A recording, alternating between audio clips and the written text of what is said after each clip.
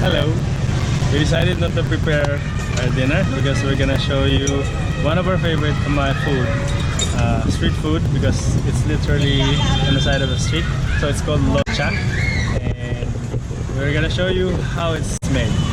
So here.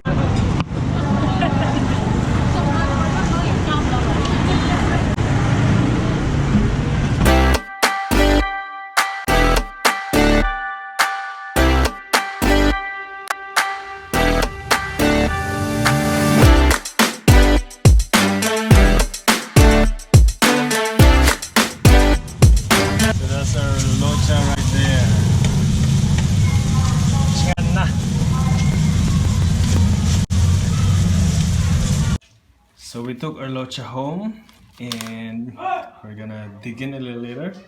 Meanwhile, there's this extra sauce. So this sauce is gonna go in there and then we're gonna mix it, and then right there, there's some extra chilies. You know me, I like it spicy. And